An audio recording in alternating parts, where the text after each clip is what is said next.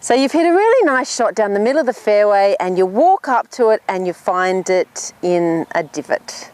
It's really depressing and really infuriating. So what do? There's really not a huge amount you can do in terms of still getting the same distance to the green that you would have. Depends how far away you are. If you would normally play a fairway wood out of it, you might need to go down to an iron if it's quite deep. If it's not too bad, you might still be able to get a hybrid or something to it. But the essence here is to almost punch it out. So you're going to move the ball position back in your stance a little bit, and you're going to lean a little bit left, and you're going to use a fairly abbreviated sort of a punch swing to hit down on the back of the ball and sort of squeeze it out of that lie. So we'll see how we go here. All right, not too bad, but you've really got to hit down and sort of force the ball out of that deep lie.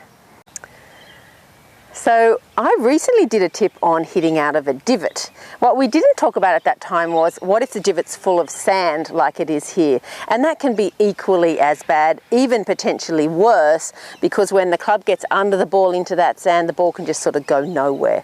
So the answer is exactly the same thing as we did before when there was no sand. You're going to treat it a bit like a punch shot. You're going to move the ball position back in your stance a little bit, use an abbreviated swing and really sort of punch the ball forward, making sure you get that ball first. That's really important. And to ensure you hit the ball first, sometimes it can help to actually look at the front of the ball. It's also a good tip for fairway bunkers. So try that next time you've got a very sandy lie. Moving the ball back, playing a shorter swing and punching, and looking at the front of the ball. And that will help you hit the ball first and make sure you get some distance on this shot. Did you know that poor chipping and pitching can cost you a shot, a hole, or even more? You probably know that yourself when you've sculled the pitch over the green and it's ended up in the bunker over the back. It can add a lot of shots.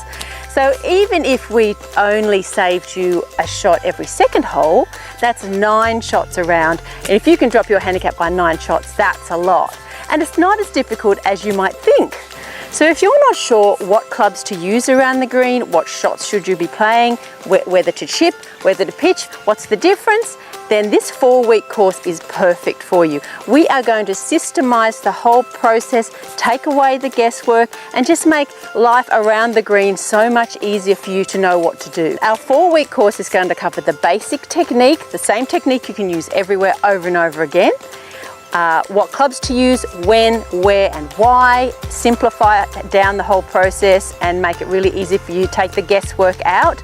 Week 3 is judging distances, so how you can vary distance so you can get that ball a lot closer to the hole every time. And week 4 is awkward lies, so when there's no grass, when there's too much grass, when it's wet, when it's dry, all those sorts of things. And then there's going to be a bonus for you, what to look out for, what usually goes wrong, what do people tend to do wrong, and what's the #1 most common fault that people do when they're chipping and pitching that causes them problems. So if you're interested in improving your pitching, taking lots of shots off your handicap and just enjoying that short game area and not wasting those shots anymore, then this course is for you.